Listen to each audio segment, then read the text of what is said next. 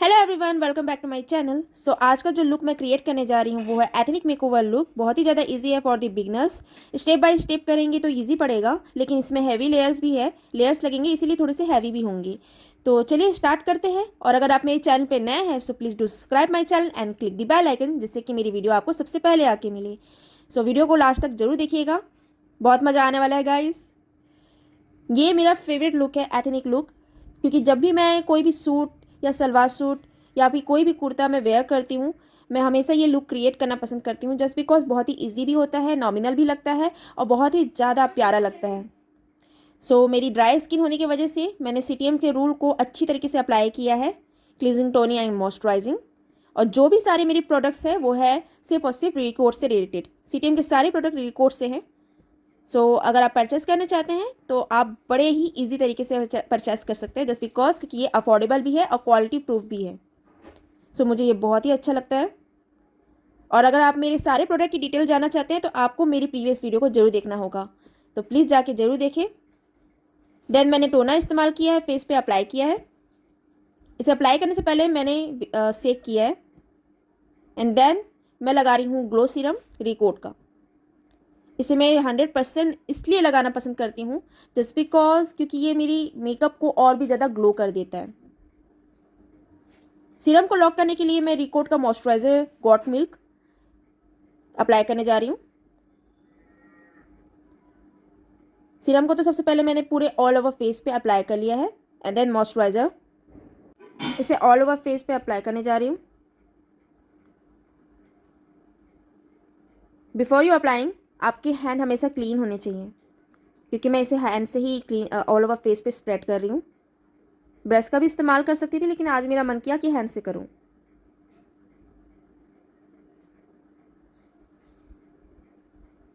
Then मैं रिकोट का primer इस्तेमाल करने जा रही हूँ। इसका स्ट्रक्चर बहुत ही ज़्यादा स्मूथ है और ये बहुत इजीली ऑल ओवर फेस पे स्प्रेड हो जाता है। अफोर्डेबल है, यू कैन परचेस। देन मैं इसे ब्रश की मदद से पूरे फेस पे अप्लाई करूँगी। प्राइमर क्या है, मेकअप की पकड़ को बनाए रखता है। तो जब भी आप कभी भी मेकअप अप्लाई करें या मेकअप लगाएं, प्राइमर को कभी ना भूलें। अगर आप प्राइमर को बाद में भी लगाएंगे तो दिक्कत है, आपका मेकअप कहीं ना कहीं पैची दिखने लगेगा। देन मैं डार्क कंसीलर की मदद से अपने डार्क एरिया को हाइड करूँगी, डार्क स्पॉट को हाइड करूँगी, रेडनेस, पिंपल्स को हाइड करूँगी। इसकी क्वांटिटी मैंने कम रखी है, क्योंकि इसकी क्वांटिटी आप अगर लिक्विड बेस पे या क्रीम बेस पे अगर कंसीलर अप्लाई करने भी जा रहे हैं या करेक्टर अप्लाई करने जा रहे हैं तो हमेशा ध्यान रखिए कि उसकी क्वांटिटी बहुत ही कम होनी चाहिए। क्योंकि अगर हम ऑरेंज करेक्टर का इस्तेमाल करते हैं फेस पर, वो तो इतना सा लगाएंगे वो इतना फैल जाएगा और मेरे फेस पे तो बहुत ईजिली दिखता है। दैट्स वाई मैं इसकी क्वांटिटी जानबूझ के कम रखती हूँ। मैंने ब्लेंडर की मदद से इसे ऑल ओवर फेस पे अच्छी तरीके से डैप पोर्शन पर डैप कर लिया है। देन मेरा फेवरेट क्रायोलॉन का सुप्रा कलर, जो कि इसमें ऑल ओवर टोटल अवेलेबल है। फाउंडेशन ले लो, कंसीलर ले लो, करेक्टर ले लो, इसमें सारे के सारे शेड्स अवेलेबल हैं। You can purchase because this is affordable. तो मैंने अपने चिक्स एरिया या फिर नेक एरिया के बीचों बीच में मैंने ट्राई करके देखा कि कौन सा शेड मेरे स्किन के टेक्सचर से मैच कर रहा है। चेक करने के बाद मैंने इसे ऑल ओवर फेस पे अप्लाई किया।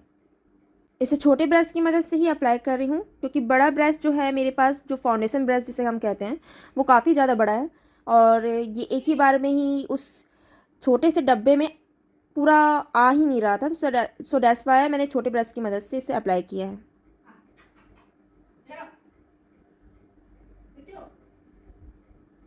नेक एरिया को बिल्कुल भी ना भूलें। नेक एरिया में भी आपको फाउंडेशन लगाना बहुत ही ज़्यादा मैंडेटरी है, क्योंकि अगर आप नहीं लगाएंगे तो फेस का कलर अलग हो जाएगा जिसमें आपने ऑलरेडी फाउंडेशन अप्लाई किया है, एंड देन नेक का कलर अलग हो जाएगा। तो मेक श्योर कि आप नेक को बिल्कुल भी ना भूलें। देन ब्लेंडर की मदद से मैंने अगेन ब्लेंड किया है सभी एरिया को। इवन आपके ईयर्स को भी आप फॉरगेट बिल्कुल भी ना करें, उसे भी आप उसमें भी आप कहीं ना कहीं थोड़ा बहुत अप्लाई करें।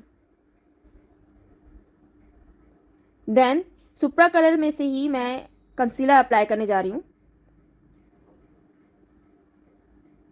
सुप्रा कलर में सारे के सारे शेड्स अवेलेबल है गाइस। अगर आप लेते हैं क्रायोलन का, अफोर्डेबल है, यू कैन परचेस। क्वालिटी भी बहुत अच्छी है, इसका स्मेल भी बहुत अच्छा है, लॉन्ग टाइम तक चलने वाला है। मैंने क्रीम फाउंडेशन अप्लाई किया जस्ट बिकॉज क्योंकि मेरी स्किन जो है बहुत ही ज़्यादा ड्राई है, तो मैंने क्रीम बेस पे ही अप्लाई किया है। मैंने पहले ही बताया था, अपने प्रीवियस वीडियो में बताया था कि मेरी कौन कौन सी चीज़ें बहुत ही ज़्यादा मतलब फेवरेट है। तो उसमें सबसे पहला नंबर आता है क्रायोलन का सुप्रा कलर्स। मुझे अलग से खरीदने की ज़रूरत नहीं पड़ती है कि हमको डार्क कंसीलर की भी ज़रूरत है या कॉन्टोर की ज़रूरत है या कंसीलर की। इसमें सारे के सारे शेड्स ऑलरेडी अवेलेबल हैं। सो मैं कंटोर करूँगी अपने फेस को, क्योंकि मेरी फेस और चिन एरिया बहुत ही चबी है। इसे अप्लाई करने के बाद ब्लेंडर की मदद से डैप पोर्शन पे डैप करूँगी, या like this. Ethnic look create करने जा रहे हैं, इट मीन्स आपको ज़्यादा सिंपल भी नहीं रखना है और ज़्यादा हैवी भी नहीं रखना है। ये लुक ऐसा है कि इसमें कम से कम आपका अच्छा खासा मीडियम दिखना चाहिए, मतलब सब कुछ बराबर। थोड़ा हैवी भी हो और थोड़ा एथेनिक भी हो, थोड़ा नॉर्मल भी हो और नॉमिनल भी हो। सो हमारा जो ये लुक होगा ये कम्प्लीटली मैट भी होगा। देन मैं लिप चिक टिंट मैं अप्लाई करने जा रही हूँ, विच इज़ फ्रॉम रिकोड।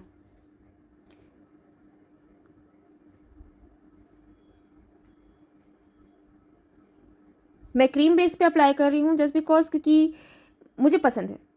अगर आप चाहें तो इसे पाउडर बेस पे भी आप अप्लाई कर सकते हैं, मैं इसे क्रीम बेस पे भी अप्लाई कर रही हूँ क्योंकि मुझे कश्मीरी लाल मिर्च की तरह दिखना है। देन मैं शुगर का ट्रांसलूसेंट लूज पाउडर अप्लाई करने जा रही हूँ बिकॉज हाल ही मेरा आई मैजिक लूज पाउडर ख़त्म हो चुका है। सो मेरे पास एडिशनल में जो था वो है शुगर का ट्रांसलूसेंट लूज पाउडर। ये भी बहुत ही बेहतरीन है। इसे मैंने जब से अप्लाई किया है, इवन मुझे कहीं भी जाना होता है इजीली मेकअप टिप्स में अप्लाई करती हूँ और वेरी इजीली ये स्प्रेड हो जाता है, बेक भी हो जाता है। सो क्रायोलन का सुप्रा कलर में से मैं कंसीलर को अपने आई बेस के लिए अप्लाई करूँगी।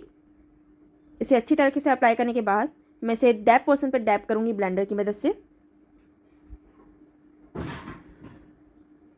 देन इसे पाउडर लॉक करना बहुत इंपॉर्टेंट है गाइस। अगर आप वेट एंड वाइल्ड का प्रोडक्ट यूज़ कर रहे हैं या कंसीलर या फिर फाउंडेशन इस्तेमाल कर रहे हैं, यूज़ कर रहे हैं, तो आपको वहाँ पे इसकी नीड नहीं है, लूज़ पाउडर की कोई नीड नहीं है। लेकिन अगर आप इस्तेमाल नहीं कर रहे हैं और आपके पास अवेलेबल नहीं है और कोई अदर प्रोडक्ट आप इस्तेमाल कर रहे हैं, तब लूज़ पाउडर की नीड होगी ही होगी।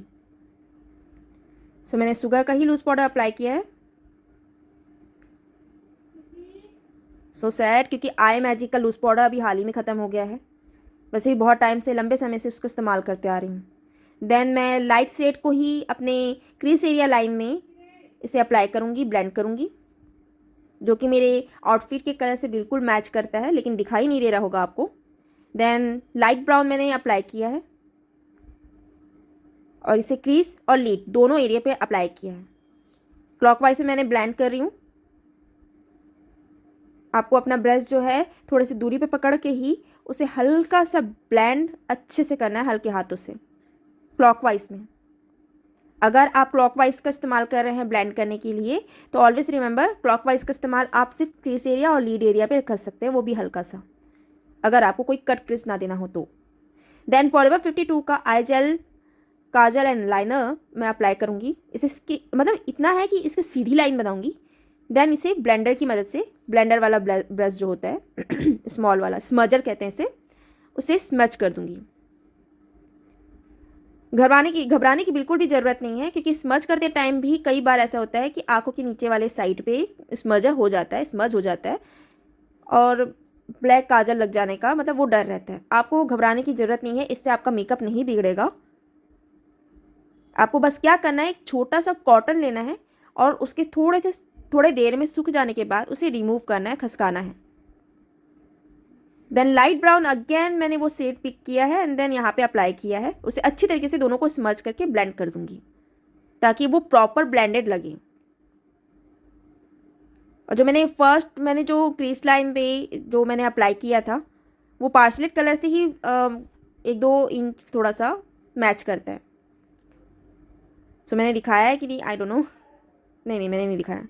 देन मैंने आई जेल लाइनर जो काजल है मैंने अप्लाई किया है अपर लैसेस की तरफ।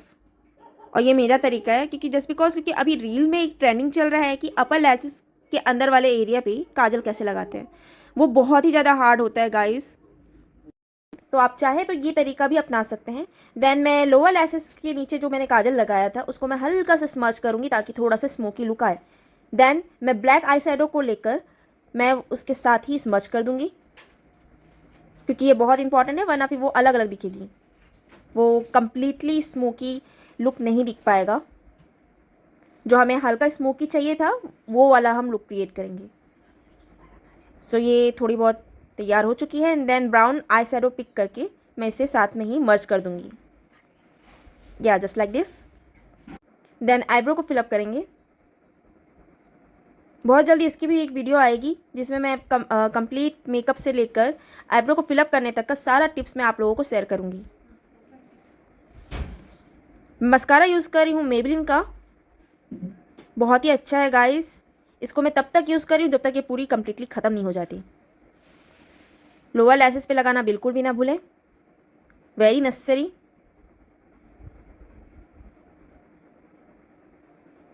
देन मैंने लिप को फिलअप कर लिया है, और जो मैंने लिप सेट लिया है इट्स बेबी पिच। आप इसे रोज पीच भी कह सकते हैं, बट मैं बेबी पिच कहती हूँ। सो मैंने यूज़ किया है matte lipstick which is Swiss Beauty. Then मैं एथनिक लुक को कंप्लीट करूँगी विद द स्मॉल बिंदी से।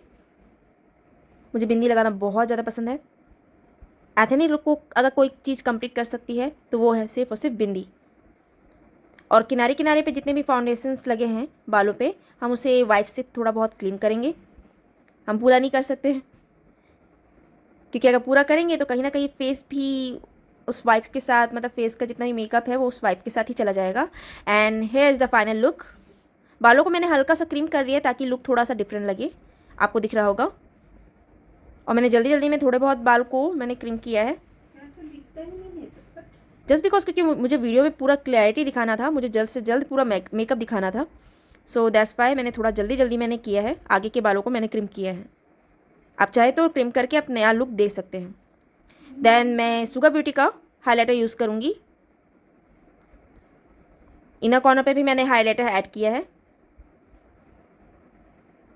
आप चाहे तो ये तरीका बहुत ही ईजी है। आप अगर सिंपल मेकअप करना चाहें तो हाइलाइटर को बिल्कुल भी इग्नोर ना करें, हाइलाइटर तो लगाई ही लगेगी। और मैं जो यूज़ करती हूँ वो हाइलाइटर A1 है, अफोर्डेबल है, यू कैन परचेस। हल्का सा मैंने चिक एरिया पे भी मैंने इसे ऐड किया है, अप्लाई किया है। मैंने फिंगर टिप से ही अप्लाई किया है, आप चाहे तो ब्रश से भी कर सकते हैं। सो हमारा लुक यहाँ पे कंप्लीट होता है। बहुत ही प्यारा लग रहा है गाइस, ये लुक बहुत ही इजी है। बिगनर्स के लिए तो मैं बता दूँ, आप ये लुक किसी क्लाइंट के ऊपर या खुद के ऊपर कर सकते हैं। बहुत ही प्यारा है और बहुत ही ज़्यादा ईजी है। हाँ, बस आपको जो चीज़ें आपको ध्यान में रखनी है वो है स्टेप बाय स्टेप 30 सेकेंड्स का अंतर, क्योंकि वो अगर ना रहे और अगर आप स्टेप बाय स्टेप नहीं किए तो आपका मेकअप कहीं ना कहीं पैची दिखने लगेगा। फॉर दी बिगनर्स आप इस लुक को बहुत इजी वे में क्रिएट कर सकते हैं, ज़्यादा मुश्किल भी नहीं है। बस आपको कुछ चीज़ों का बहुत ही ज़्यादा ध्यान रखना होगा, लाइक स्टेप बाय स्टेप आपको इस मेकअप को कहीं ना कहीं सेटल लुक देना ही होगा, अदरवाइज़ वो कहीं ना कहीं पैची लगेगा अगर एक दो बारी से आप मिस कर देते हैं तो। और नया लुक क्रिएट करना है तो आप चाहे तो हेयर स्टाइल को चेंज कर सकते हैं। इवन आप चाहे तो कर्ली कर सकते हैं, लेकिन कर्ली इसमें बेटर नहीं दिखेगा। आप हल्का बहुत, मतलब थोड़ा बहुत आप इसको क्रीम कर सकते हैं अपने हेयर को, इवन क्लाइंट के हेयर को। बाकी तो सारा का सारा क्लाइंट के डिमांड के अकॉर्डिंग ही होता है वर्क। लेकिन इजी वे में देखा जाए, अगर आपके क्लाइंट की डिमांड ये है कि मेरा जो मेकअप होना चाहिए वो नॉमिनल रहे, तो आप इस लुक को बहुत इजी वे में क्रिएट कर सकते हैं। फॉर दी बिगनर्स बहुत ही ईजी है, आप चाहे तो इसे नया लुक भी क्रिएट कर सकते हैं। वीडियो अच्छी लगी हो तो लाइक कमेंट शेयर करना ना भूलेगा। चैनल पर नया है तो सब्सक्राइब जरूर कीजिएगा और बेल आइकन को जरूर टैप कीजिएगा। मैं मिलती हूँ नेक्स्ट वीडियो में, तब तक के लिए बाय।